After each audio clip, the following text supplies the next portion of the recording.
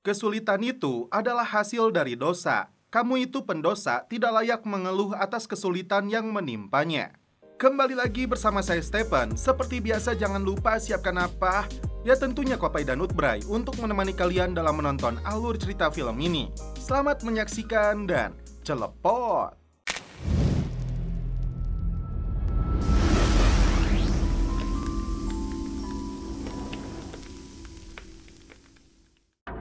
Untuk kali ini, kita hadirkan dua film dari aktor Liam Neeson yang selalu menyuguhkan aksi-aksi menegangkan dengan gayanya yang kalem tapi mematikan. Tanpa berlama-lama, langsung saja kita masuk ke filmnya.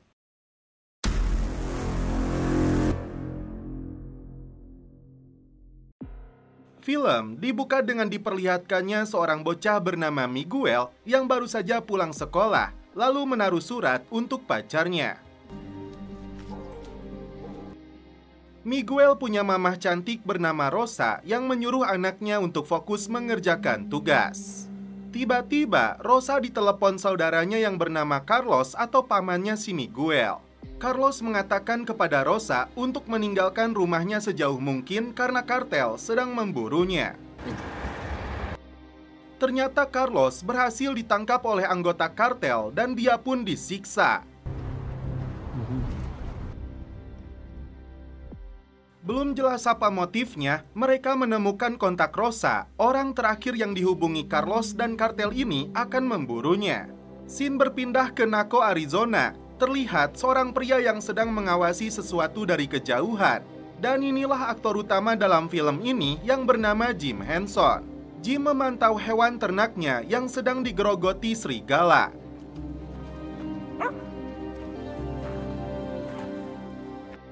Selain beternak, Jim menjalani profesi sebagai petugas perbatasan yang kadang melaporkan ketika melihat beberapa imigran gelap dari Meksiko. Ada beban tersendiri yang dialami Jim ketika kehilangan istrinya setahun yang lalu akibat penyakit kronis. Dan tagihan medis istrinya itu telah membuatnya berhutang banyak kepada bank. Jim terancam akan kehilangan lahan peternakannya karena dia tidak pernah membayar tagihan selama 6 bulan. Jim yang tidak punya pilihan akan menjual semua hewan ternaknya. Tapi dia ragu karena si pembeli menawarkan harga yang cukup murah. I just need a little time to sort things out. If you have any questions, you have yourself a good... Jim memiliki anak tiri bernama Sarah yang bekerja sebagai petugas bea cukai di perbatasan Arizona, Meksiko. Kembali ke Rosa dan Miguel yang ditemani seorang pria yang dibayar oleh Rosa untuk menemaninya nyebrang ke Amerika.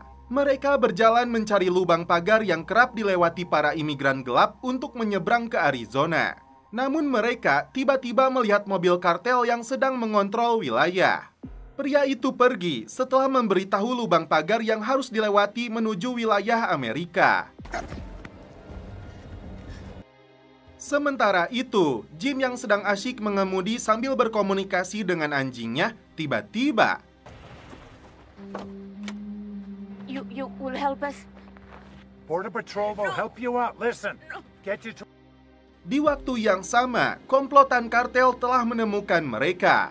Disinilah Jim mengaku pada mereka kalau dirinya adalah pensiunan korps marinir. Si botak yang bernama Mauricio mencoba mengelabui Jim dengan mengaku sebagai seorang prajurit juga. Dan dia diperintahkan untuk membawa kedua orang tersebut kembali ke Meksiko. Namun tiba-tiba...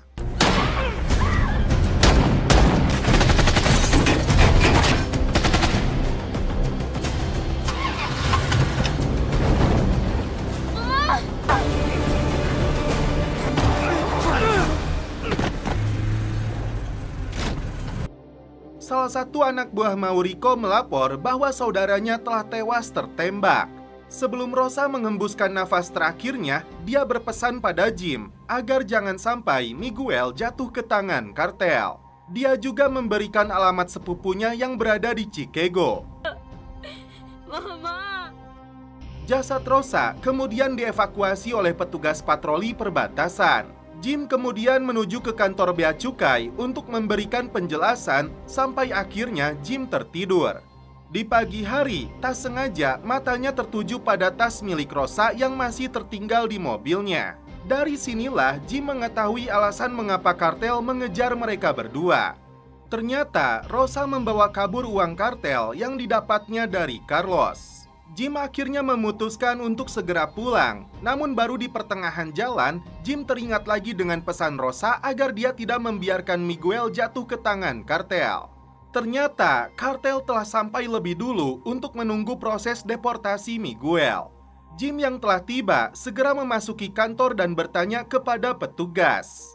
Begitu mendengar bahwa Miguel akan dideportasi karena ada keluarganya yang sedang menjemputnya, Jim meminta kepada petugas agar diberi izin untuk bertemu sebentar dengan Miguel.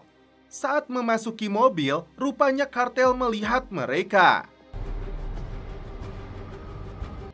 Jim segera pulang ke rumah mengambil pakaian secukupnya. Kembali ke mobil, dia pun terkejut karena Miguel tiba-tiba saja menghilang. Jim segera memberikan pemahaman pada Miguel bahwa kartel sedang memburunya untuk dibunuh. Sampai di rumahnya Jim, kartel menggeledah seisi rumah lalu membakarnya.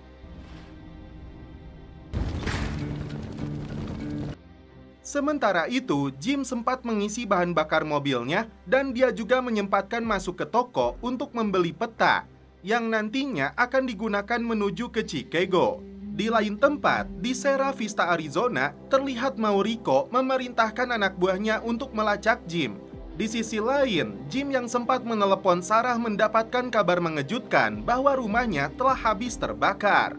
Namun Jim tetap meminta agar Sarah merahasiakan keberadaan dirinya. Anak buah Maurico pun berhasil menemukan jejak Jim dari data transaksi kartu kredit yang dipergunakannya saat mengisi bahan bakar di New Mexico. Tiba-tiba, mobil Jim mengeluarkan asap karena radiatornya tidak bekerja yang mengakibatkan mesinnya ngebul. Maurico mendatangi pom bensin yang tadi disinggahi oleh Jim. Namun jawaban wanita penjaga toko yang singkat dan terlihat tidak ingin diganggu membuat Maurico nasteng. Di pagi harinya, saat Jim terbangun, dia tidak melihat Miguel dan anjingnya. Dia mengecek tas yang ditinggal Rosa, rupanya isi tasnya pun masih utuh. Tak lama kemudian, dia melihat Miguel dan anjingnya datang kembali dengan membawa belanjaan. Setelah radiator mobil ditambal, mereka kembali melanjutkan perjalanannya. Anak buah kartel melihat notifikasi tagihan kartu kredit yang baru saja digunakan Jim membayar biaya perbaikan mobilnya. Dia segera melaporkan kepada Maurico untuk memberitahukan lokasi Jim terakhir. Dalam perjalanannya, tiba-tiba Jim diminta berhenti oleh sebuah mobil patroli. Tapi Jim curiga dengan gerak-gerik petugas tersebut. Your license, please. How are you there today, young man? Under the seat and a rifle in the bag. Tak lama kemudian, petugas menyuruh Jim kembali ke dalam mobilnya. Dan ternyata Jim melihat mobil kartel yang sedang menuju ke arahnya. Jim pun memberi petugas ini bogem mentah. Dari atas bukit ini, Jim sempat melihat gerak-gerik anggota kartel. Ternyata Maurico melihat peta milik Jim yang terjatuh. Setelah itu, Jim datang ke toko senjata. Namun pihak penjual perlu memeriksa data diri dan latar belakang Jim sebelum pistol tersebut dipindah tangankan. Run a background check. Normally doesn't take two. Setelah Jim menjelaskan semuanya, akhirnya si penjual pun paham. Asking a lot, but I'll report him stolen. Kemudian Jim menelepon Sarah dan ternyata dia memberitahunya bahwa paman Miguel telah mencuri sejumlah uang dari kartel. Dan karena itulah kartel terus memburu Miguel dan ibunya. And that boy. Jim memberitahukan keberadaannya kepada Sarah bahwa dia sedang berada di Texas. Jim lalu mencari tempat persembunyian sambil menunggu kedatangan Sarah dan timnya. Kemudian, Jim mendatangi sebuah motel lalu memesan kamar penginapan tanpa mau memperlihatkan KTP dan kartu kredit miliknya lagi agar tidak terdeteksi. Ketika Jim mengeluarkan anjingnya keluar kamar, dia melihat beberapa orang sedang berada di ruang pendaftaran motel. Ternyata mereka adalah kartel yang sedang mencari di mana kamar tempatnya menginap. Dengan sigap, Jim menghubungi layanan darurat dan meminta pertolongan bahwa sedang ada perampokan di motel Blackwood.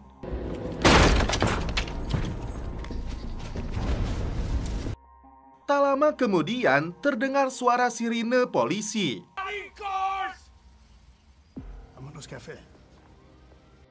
Saat Jim ingin menjemput anjingnya, ternyata si Maurico lebih dulu membunuhnya. Seusai menguburkan jasad anjingnya, Miguel lalu berkata bahwa anjingnya telah tenang di alam sana. Tapi Jim masih tidak terima, sampai dia mengeluarkan kalimat bahwa dirinya telah melakukan kesalahan besar dengan berusaha mengantarkan Miguel ke Chicago. Seharusnya dia pulangkan Miguel ke negara asalnya. Miguel sempat pergi, tapi Jim menyadari kesalahannya, kembali membujuk Miguel untuk naik ke mobilnya. Jim kembali menghubungi Sarah bahwa dirinya sudah bertekad akan membawa Miguel ke Chicago. Dia tidak percaya lagi akan ada jaminan keselamatan jika Miguel diserahkan kepada petugas. I can't shake the feeling that you're wrong. You do what you've got to do. Di sisi lain, salah satu anak buah Maurico mendapat petunjuk pada peta yang dijatuhkan oleh Miguel. Dia menemukan coretan lingkaran tepat di wilayah Chicago. Melihat itu, Maurico segera menghubungi rekannya yang ada di Chicago untuk mencari Jim dengan menceritakan ciri-ciri kendaraan yang digunakannya. Kali ini, Jim mengajarkan cara menembak yang benar kepada Miguel. Di malam harinya, mereka saling bercerita tentang kerinduan mereka pada orang-orang yang mereka sayangi. Your mom's watching over. Kemudian, Jim mengembalikan tas Rosa kepada Miguel. Jim berkata, itu adalah milikmu. Namun tidak disangka, Miguel justru mengatakan bahwa dia tidak menginginkan uang tersebut sebab uang itu milik kartel. Keesokan harinya, mereka melanjutkan perjalanan dan mulai memasuki perbatasan Chicago. Dari atas jembatan, dua anggota kartel telah melihat mobil Jim melintas. Jim sendiri melihat dua orang yang berada di atas jembatan yang sedang mengintai dirinya. Salah satu pria tersebut langsung menghubungi Maurico bahwa dia telah melihat Jim melintasi perbatasan. Jim memutuskan keluar tol dan mengambil jalan pedesaan. Exit 209? Melihat para penjahat itu, Jim segera menambah kecepatan mobilnya hingga mesin mobilnya mengeluarkan asap.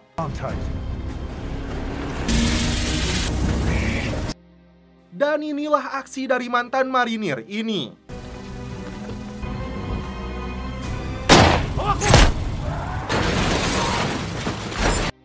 Jim mengajak Miguel untuk bersembunyi di dalam gudang.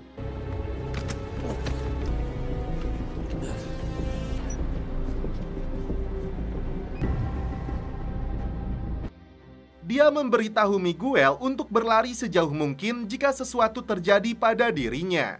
Salah satu penjahat itu kembali dihabisi oleh Jim.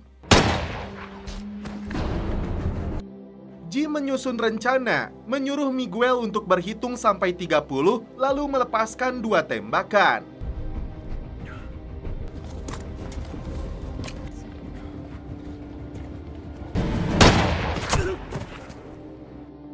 Tapi kini, Miguel tertangkap oleh Maurico untuk dijadikan sandera, mengancam Jim agar mau menjatuhkan senjatanya. Bye. Maurico lalu mengangkat tangan Miguel dan menaruhkan jarinya pada pelatuk pistol yang diarahkan ke Jim. Di situ, Maurico memaksa Miguel membunuh Jim. Namun ternyata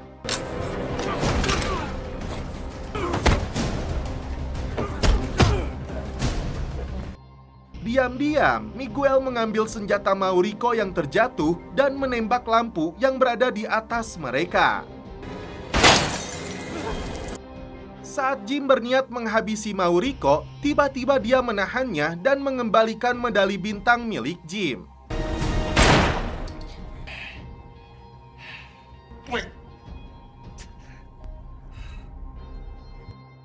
Melihat tindakan Mauriko, Jim juga mengembalikan pistolnya dan berkata bahwa kau sekarang memiliki pilihan. Ketika mereka berdua keluar dari gudang, terdengar suara tembakan. Singkat cerita, keesokan harinya mereka pun tiba di kota Chicago. Saat berada tepat di depan rumah Bibi Miguel, Jim memberikan medali bintangnya kepada Miguel sebelum mereka berpisah. Kemudian, Miguel pun mengetuk pintu rumah bibinya.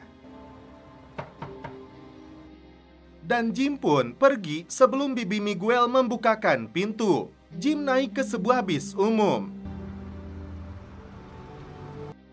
Di situ, Jim lalu melihat luka tembak dan tusukan di bagian kiri perutnya yang mengalami pendarahan yang parah. Jim pun perlahan menutup matanya. Dan setelah itu, kita berlanjut ke film selanjutnya. Film dibuka dengan ditampilkannya seorang ketua teroridau bernama Doiren.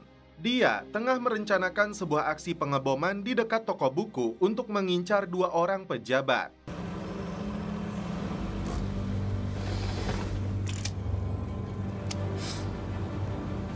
Namun di saat yang sama, seorang guru beserta beberapa murid melewati lokasi itu. Dan ini yang terjadi. Fucking come on!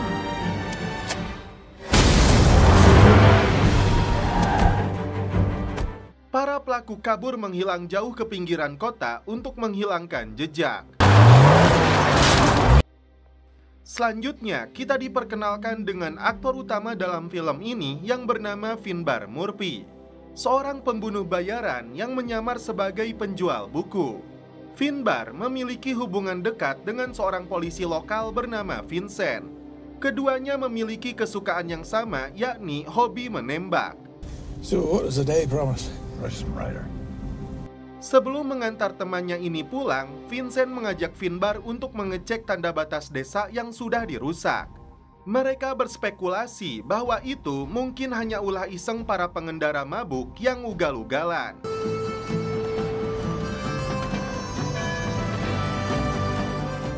Setelah latihan menembak, Finbar melangkah pulang ke rumahnya yang terletak di sebuah desa terpencil. Ketika tiba di sana, dia disambut oleh Rita tetangganya yang sangat baik dan ramah. Rita tidak hanya sering memberinya makanan, tetapi juga telah menganggap Finbar seperti adik kandungnya sendiri. Saat Finbar hendak masuk ke rumahnya, dia melihat sebuah daun terjepit di wiper mobilnya. Ternyata ada pesan tersirat jika Finbar harus menjalankan tugasnya sebagai pembunuh bayaran.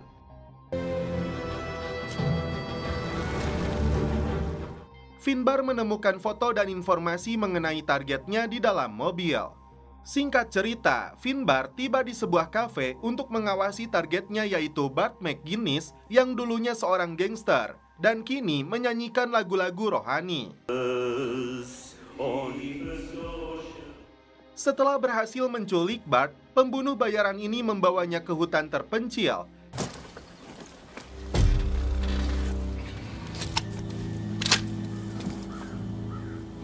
Sambil membawa sebatang pohon pinus sebagai simbol nisannya. Di sana, Bart dipaksa untuk menggali lubang kuburannya sendiri. Terungkap bahwa seluruh pohon pinus di hutan ini sebenarnya adalah kuburan dari para target Finbar. Setelah selesai menggali tanah, Finbar memberi Bart waktu 1 menit untuk mengucapkan kata-kata terakhirnya. Dia mengakui kesalahan masa mudanya dan beruntung bisa cepat sadar serta bertobat selagi masih ada kesempatan. Suka atau tidak, semua akan berakhir di dalam tanah sama seperti dirinya. I knew this day was coming. By the fierce temper, did what I could for those around me. Meskipun hati Finbar tersentak oleh kata-kata itu, pada akhirnya ini yang terjadi.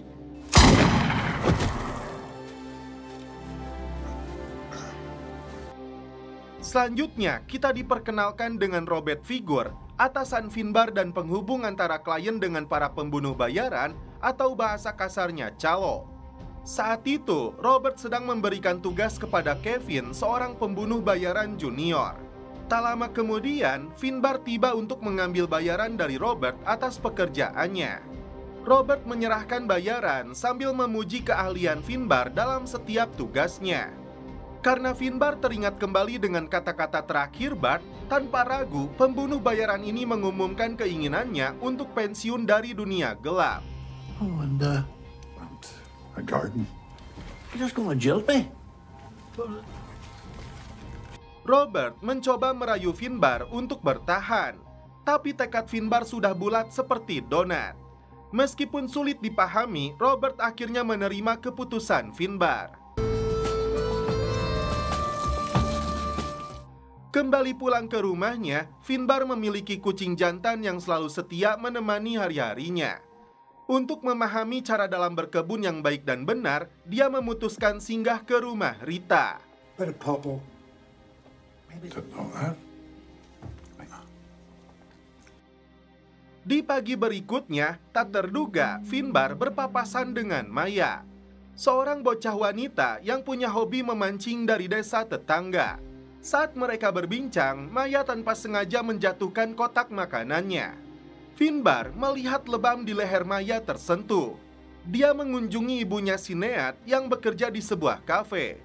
Ketika malam tiba, di kafe itu Finbar bertemu dengan emaknya si Maya yang bernama Sienad. Meskipun merasa curiga akan terjadi sesuatu di rumah Maya, Finbar memilih untuk menyimpan keraguannya. Namun ketika hendak pulang, Finbar bertemu Maya lagi yang masih terlihat ketakutan. Finbar meyakinkan Maya bahwa dia sudah memberitahu ibunya tentang kejadian itu sebelum mengantarnya pulang. Setibanya di depan rumah, Finbar disuruh Maya untuk pergi. Tampaknya Maya sedang menyimpan sesuatu. Namun tiba-tiba muncul seorang pria bernama Curtis, salah satu pelaku teror bom sebelumnya. Curtis mengklaim sebagai pamannya Maya, tetapi Maya dengan tegas membantahnya. Karena kotak makanan sebenarnya ditujukan untuk Curtis. Curtis selalu membawa sisa makanan tersebut kepada 3 temannya, Doiren, Conan, dan Seamus. Saat ini, Doiren dan anak buahnya bersembunyi di gudang belakang rumah Maya.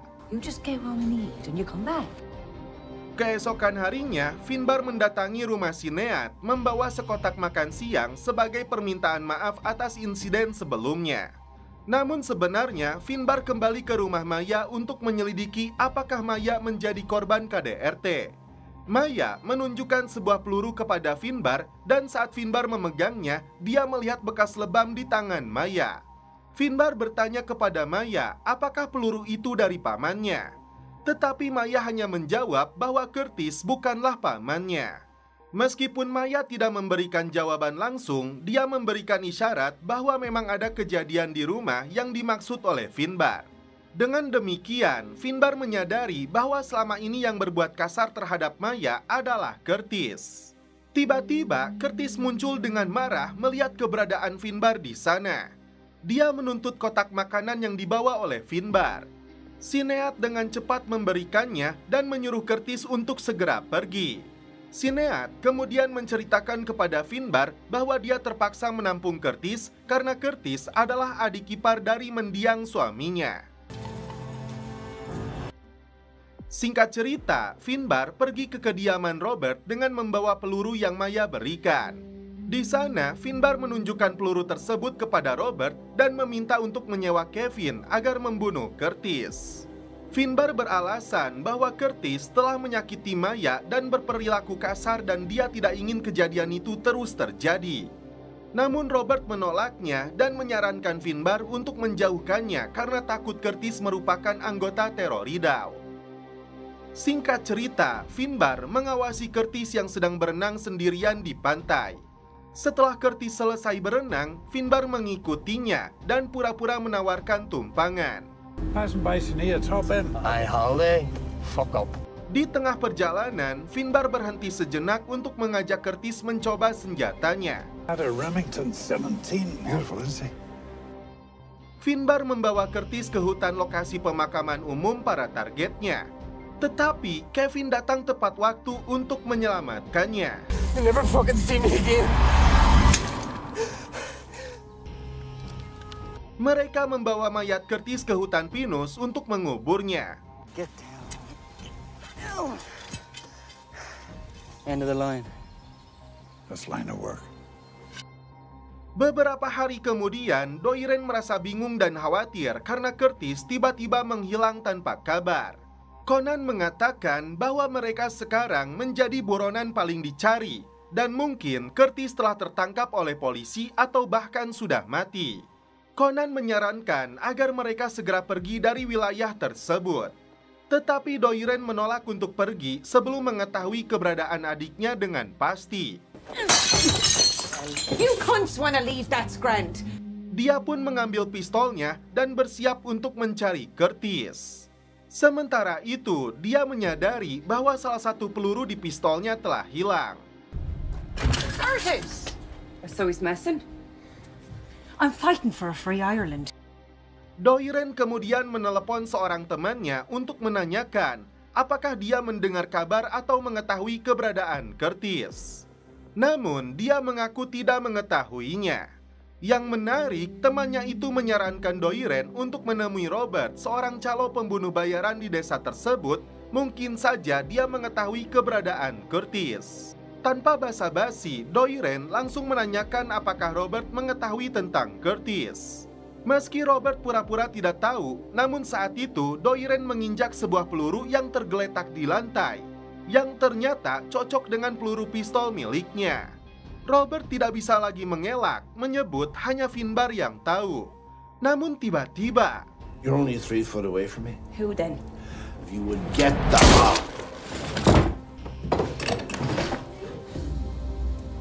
Doiren meminta ibu Robert untuk masuk ke dalam kamar dan mengunci pintu karena tidak ingin wajahnya terlihat oleh ibu Robert. Your sweet voice, Josie. Robbie isn't going anywhere. Take a look at this. Beberapa waktu kemudian, Kevin datang ke rumah Finbar dengan berita bahwa Robert baru saja dibunuh oleh seseorang. Tiba di sana, Finbar langsung bertanya kepada ibu Robert tentang kejadian sebenarnya. Ibu Robert mengaku bahwa dia tidak melihat wajah pelakunya. Tetapi dia mendengar bahwa pelakunya adalah seorang wanita yang mencari pria bernama Curtis. Saat itulah Finbar menyadari bahwa dirinya pasti menjadi target selanjutnya. Tanpa ragu, Kevin langsung membakar semua dokumen tentang kontrak pembunuhan yang ada di ruangan Robert. Mereka lalu menyuruh ibu Robert untuk meminta bantuan polisi setelah mereka pergi dari sana. Sementara itu, Doiren dan kedua anak buahnya mendatangi penjual bibit tanaman untuk mencari tahu alamat Finbar. No, I'm all right. Doiren mengutus salah satu anak buahnya untuk masuk ke dalam toko dan berpura-pura menjadi keponakan Finbar yang tinggal di kota. This is up to see his Uncle Finbar. Singkat cerita, mereka berhasil masuk ke dalam rumah Finbar. Disinilah Doiren melihat foto masa lalu Finbar yang ternyata seorang mantan kolonel angkatan darat. Singkat cerita, Finbar dan Kevin tiba di lokasi. Finbar menyuruh Kevin untuk mengambil jalur belakang karena dia yakin pembunuh Robert sudah mendatangi rumahnya. Dia berencana untuk mengintai dari atas bukit demi memastikan keberadaan mereka di dalam rumah. We have things in common. Escaping's more like it. And there Robert was. Sementara itu, Doiren dan anak buahnya mulai kesal karena Finbar tak kunjung pulang. Karena mendengar keributan, Rita mendekati Doiren untuk menanyakan maksud kedatangan mereka. You must be the nosy. Mr. Murphy has done something. Kevin hendak menembak Doiren karena khawatir mereka akan menyakiti Rita. Tetapi Finbar melarangnya karena takut itu malah akan membuat Doiren semakin marah dan membahayakan Rita. You can give him a message. Setelah kelompok Doiren pergi, Finbar dan Kevin segera membawa Rita ke dalam dan memanggil dokter untuk meminta pertolongan. Mereka bersembunyi sementara di rumah Kevin. Disinilah Finbar melihat sisa-sisa berita tentang serangan teror yang dia lihat sebelumnya dari koran yang sudah dibakar. Ternyata mereka bertiga adalah tersangka dalam kasus tersebut. Finbar lalu pergi ke rumah yang ditunjukkan Maya sebelumnya. Namun dia tidak menemukan Doiren dan komplotannya di sana. hanya menemukan sisa peralatan untuk merakit bahan peledak dan beberapa granat. Saat itu sedang ada pertandingan sepak bola di desa. Entah wangsit dari mana, Doiren yakin Finbar akan muncul di sana. Curtis is dead. Karena Finbar sudah mengenali wajah Doiren, dia membuntutinya masuk ke toilet. Namun Doiren ternyata lebih cerdas. Tiba-tiba sudah muncul di belakangnya. Meskipun begitu, Finbar mencoba berbicara dengan baik-baik, berusaha meredakan pertikaian mereka. Namun Doiren menolak dengan alasan bahwa Curtis adalah adiknya. Ketua gembong teroridau ini ingin tahu siapa yang bertanggung jawab atas kematian adiknya. Finbar setuju untuk membawa pelakunya ke sebuah bar tepat pukul 8 malam nanti. Tapi Doiren tetap menolak dan meminta mengungkapkan nama orang tersebut.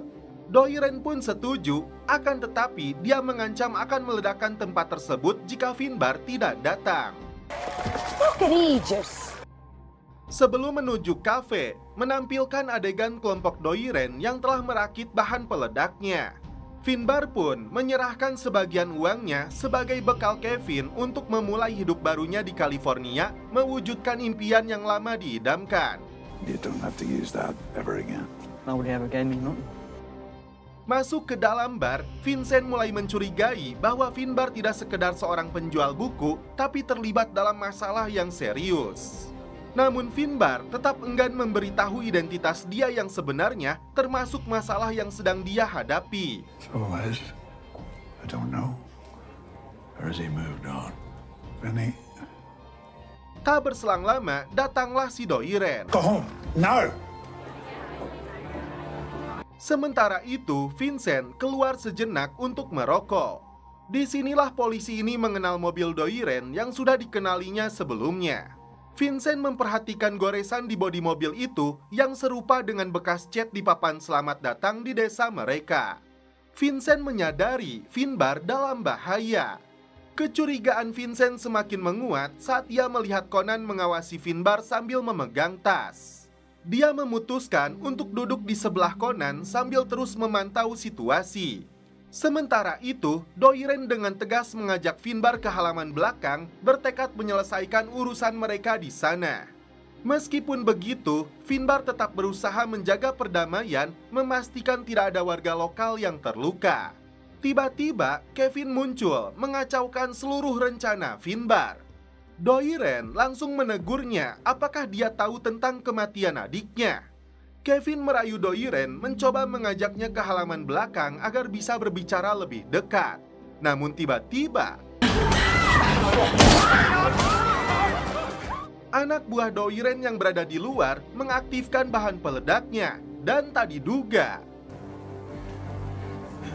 Hassan, stay down!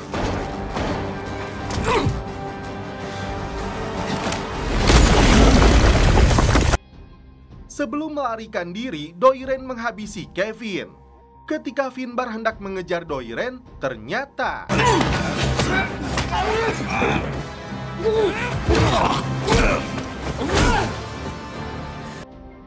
dia keluar dan mengikuti Doiren mengambil senapannya di mobil dan bertemu dengan Vincent. Finbar. Doiren berjalan menuju gereja diikuti oleh Finbar yang menyusulnya. Doiren memohon kepada Finbar untuk mengakhiri hidupnya. We've all got our reasons. Make your peace. Finbar mengubur mayat Kevin di lokasi yang sama tempat dia mengubur para targetnya. Beberapa hari kemudian, sebelum berangkat meninggalkan desa, Finbar mengunjungi Rita untuk mengucapkan selamat tinggal. Dengan rasa penyesalan yang mendalam, dia meminta maaf atas segala kesulitan yang telah ditimbulkannya. Bye, Rita. Di suatu tempat yang terpisah, Vincent memasang tanda selamat datang untuk desa itu. Tiba-tiba, dia menemukan sebuah paket misterius, isinya sebuah buku karya penulis Rusia yang selalu diceritakan Finbar kepadanya. Dan setelah itu, kita berlanjut ke film selanjutnya.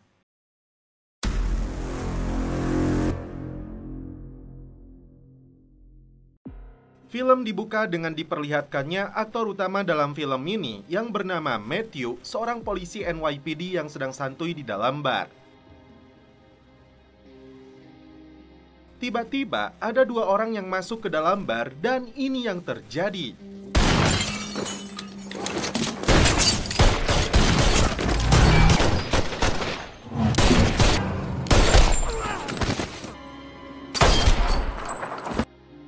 Delapan tahun berlalu, kini Matt beralih profesi menjadi detektif swasta. Ketika santuy membaca koran, Matt dihampiri oleh seorang pria bernama Peter Cristo yang kebetulan mengenal Matt. Peter meminta bantuan dari Matt agar mengatasi masalah yang dialami oleh kakaknya. Karena itu, Matt diminta langsung bertemu dan berbicara kepada kakaknya tersebut. Singkat cerita, Matt bertemu dengan Kenny Cristo. Kenny mengatakan bahwa istrinya telah diculik dan dibunuh oleh seseorang. Kenny meminta Matt agar mencari orang yang telah membunuh istrinya itu dengan menawarkan uang muka sebanyak $20.000. Meski uang itu cukup menggiurkan, Matt menolak tawaran pekerjaan itu. Ternyata selain detektif, Matt rutin mengisi ceramah di sebuah gereja. I'm 8 years sober. Setelah kegiatannya itu, Matt kembali pulang ke apartemennya. Ternyata si Kenny sudah menunggu Matt. Kenny datang untuk menceritakan awal mula istrinya diculik. Pada hari itu, dia mendapat telepon dari seorang pria yang mengaku telah menculik istrinya. Pria itu mengatakan agar dirinya tidak menghubungi polisi. Kenny sempat merasa aneh karena si penculik menanyakan berapa berat badan istrinya. Jika berat badannya 50 kilo, dia meminta imbalan $20.000 per kilo. Itu artinya Kenny harus membayar $10 juta sama seperti harga heroin yang dia beli. Karena Kenny hanya memiliki uang sebanyak $400.000, pria itu pun menyetujuinya. Kemudian, si penculik menyuruh Kenny untuk mengantarkan uang tersebut di dekat telepon umum. Tiba di sana, si penculik menyuruh Kenny meletakkan uang tebusan itu di sudut jalan di dalam mobil. Penculik itu mengatakan bahwa istrinya saat ini berada di bagasi mobil yang berada di suatu tempat tidak jauh dari rumahnya. Setelah membuka bagasi mobil itu, ternyata Kenny menemukan istrinya telah tewas dimutilasi.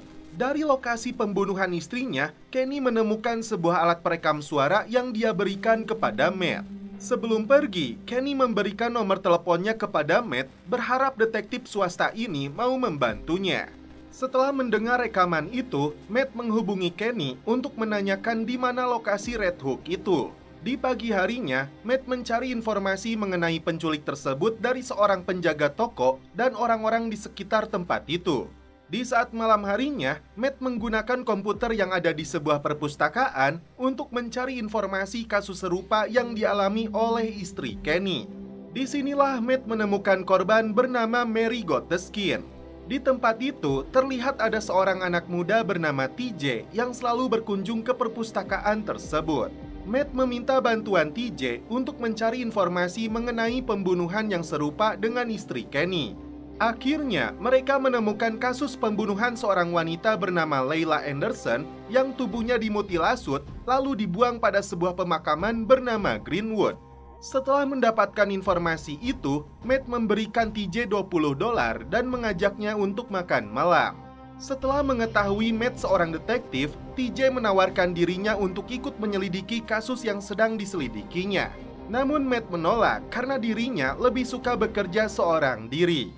Keesokan harinya, Matt mendatangi pemakaman Greenwood, tempat di mana ditemukannya potongan-potongan tubuh Leila.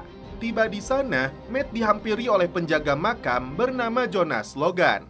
Di situ, Jonas menceritakan tentang temuan kantong plastik yang mengapung di atas kolam. Tapi Matt melihat gerak-gerik si Jonas sedikit mencurigakan. Ketika Jonas pergi, Matt langsung membuntutinya. Namun tiba-tiba, Matt sendiri merasa ada seseorang yang mengikutinya. Ternyata dia diikuti oleh TJ yang bersikeras ingin menjadi rekannya. Karena kehilangan jejaknya si Jonas, tak sengaja Matt melihat sebuah koran berita dengan foto yang sama persis seperti yang dia lihat saat ini. Dan di situ juga terdapat mobil milik tunangannya Leila Anderson yang terparkir di depan sebuah apartemen.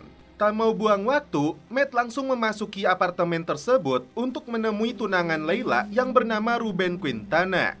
Ruben mengatakan kalau dia telah melihat dua orang pria yang telah menculik Layla menggunakan mobil van. Saat Matt melihat keluar jendela, tak sengaja melihat si Jonas keluar dari apartemen. You heard me. You ask, am I a drug dealer? Matt lalu mencoba untuk masuk ke dalam apartemen si Jonas. Karena di kamar tidak ada orang, Matt naik ke atas gedung apartemen. Namun terlihat Jonas juga sedang kembali menuju ke apartemennya dan dia melihat Matt berada di atap apartemen. Ternyata di dalam gudang apartemen si Jonas ini, Matt menemukan foto-foto Layla Anderson. Tiba-tiba Jonas muncul di belakangnya. Dari awalnya ingin membunuh Matt, ternyata Jonas mengaku telah membantu menculik Layla dari Ruben yang merupakan pengedar narkoboy. Selain itu, Jonas memberitahu salah satu nama penculiknya bernama Ray. Di luar dugaan, ini yang Jonas lakukan. Di lain sisi, terlihat dua orang pria yang ternyata adalah seorang penculik yang selama ini Matt selidiki. Pria itu bernama Ray dan Albert. Mereka kini sedang mengintai rumah Yuri Landau yang merupakan pengedar narkoboy. Jadi, para penculik ini menargetkan istri dari para pengedar narkoboy. Setelah itu, Ray turun dari mobil dan memasuki halaman rumah Yuri dan melihat kalau istri Yuri sedang sakit yang terbaring di tempat tidur. Ketika mereka memutuskan untuk mencari target lain, tiba-tiba mereka melihat putri dari Yuri yang masih belia. Saat itulah Ray memutuskan untuk menculiknya. Sementara itu, Matt bertemu dengan Kenny dan mengatakan bahwa orang yang telah menculik istrinya telah mengetahui seluruh informasi tentang dirinya. Inilah yang sedang dia selidiki. Kemudian, Matt pergi untuk mencari informasi tentang korban lainnya yang diketahui bernama Mary Goteskin. Matt menanyakan kepada seorang penjaga toko tentang wanita tersebut. Terlihat ada dua orang pria memandang curiga kepada Matt. Setelah mendapatkan informasi bahwa Mary pernah tinggal di sebuah apartemen yang tidak jauh dari toko itu, Matt pun segera mendatangi apartemen tersebut yang sedang direnovasi. Sesampainya di dalam, tiba-tiba mereka menyangka kalau Matt akan menangkapnya. Matt kini mengetahui korban bernama Mary itu seorang polisi yang bertugas di bagian kejahatan narkoboy. Dia dibunuh oleh Ray dan Albert untuk mengambil data-data tentang para pengedar yang beroperasi di kota ini. Di malam harinya, Matt kembali bertemu dengan si TJ yang mengaku mendapatkan pistol dari seseorang yang berlari dan melemparkan tasnya ke sebuah tempat sampah. Matt sudah menasehati bocah ini agar berhati-hati dengan pistol itu. Ternyata keesokan harinya, TJ didatangi dua pria pemilik tas dan pistol yang ditemukan oleh TJ semalam. Namun karena barang yang mereka cari tidak ada pada TJ, mereka pun memukulinya hingga terluka parah. Matt pun langsung datang ke rumah sakit untuk melihat kondisi TJ. Disinilah terungkap kenapa Matt berhenti jadi polisi dan sibuk di kegiatan keagamaan. Ternyata saat kejadian 8 tahun lalu itu, Matt tidak sengaja menembak gadis kecil, padahal tujuannya menembak penjahat. Karena gadis itu meninggal, Matt pun berhenti menjadi polisi karena merasa bersalah. Terlihat Lucia sedang merawat ibunya yang sakit. Karena ayahnya sedang pergi membeli sesuatu, kesempatan inilah yang dimanfaatkan Ray dan Albert untuk menculik Lucia. TJ memutuskan kabur dari rumah sakit. Sedangkan Matt bertemu dengan Peter yang mengatakan bahwa Kenny sedang pergi ke rumah temannya yang mendapat masalah serupa dengan dirinya. Tak lama kemudian, mereka pun pergi ke rumah teman Kenny. Di sini, Yuri menjelaskan bahwa putrinya diculik malam hari dan dia ditelepon pada pagi harinya. Tak berselang lama, telepon pun kembali berdering. Pria itu meminta uang tebusan untuk melepaskan Lucia. Matt mengambil teleponnya, balik mengancam pria tersebut dengan mengatakan jika Lucia mati, maka mereka tidak akan mendapatkan uangnya. Setelah telepon terputus, Matt menghubungi TJ dan meminta bantuannya agar mengambilkan sebuah kotak di dalam lemari apartemennya. Matt pun mengatakan TJ akan dijemput oleh seorang pria yang bernama Peter dan langsung mengantarkannya ke tempat saat ini Matt berada. Tiba-tiba, telepon rumah Yuri pun berdering lagi. Matt mengatakan bahwa sebelum memberikan uangnya, dirinya ingin memastikan bahwa Lucia masih hidup, yaitu dengan cara bertanya tentang siapa nama anjing mereka yang telah mati dulu. Setelah Ray menjawabnya dengan benar, Matt percaya bahwa Lucia saat ini masih hidup.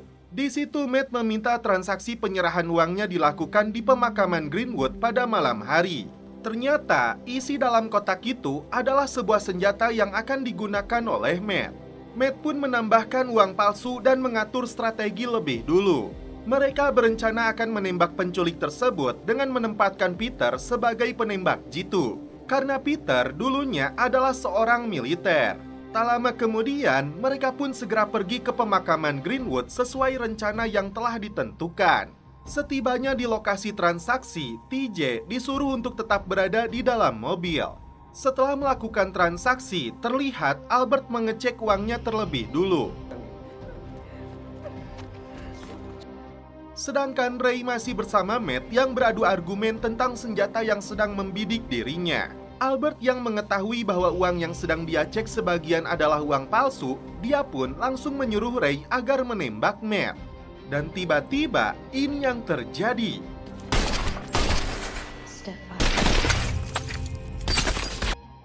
Setelah si Peter mampus, Matt tidak menemukan keberadaan TJ di dalam mobil.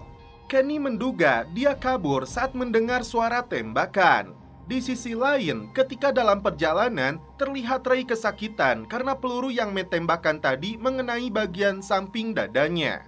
Dan tanpa disadari, TJ berada di dalam mobil van milik mereka. Untungnya, saat mereka sudah masuk ke dalam, telepon berdering. Ternyata Matt menghubunginya. Di situ TJ mengatakan bahwa dirinya saat ini yang berada di dalam mobil penculik. Kemudian Matt menyuruh TJ untuk keluar dari mobilnya dan memberitahukan lokasi penculik tersebut. Ketika Albert sedang menghitung uang asli yang masih tersisa, terlihat Ray mengambil sebuah alat setrum dan dia memasukkannya ke dalam saku celananya untuk menghabisi Albert. Tetapi ketika Ray sedang duduk, tiba-tiba Albert yang lebih dulu menghabisinya. Beberapa menit kemudian, Matt dan Kenny pun telah sampai di kediaman Ray dan Albert. Matt menyerahkan Albert kepada Kenny agar membalaskan dendamnya. Matt lalu memesankan sebuah taksi untuk menyuruh TJ pergi dari tempat tersebut. Setelah itu, Matt kembali ke dalam untuk melihat apa yang terjadi. Namun, dia tidak melihat Albert yang diikat beserta Kenny dan mencoba mencari di mana mereka. Ketika akan turun ke ruang bawah tanah, dia melihat Kenny telah mati di tangga. Saat Albert berhasil mengambil sebuah pisau daging dan akan menghabisinya, tiba-tiba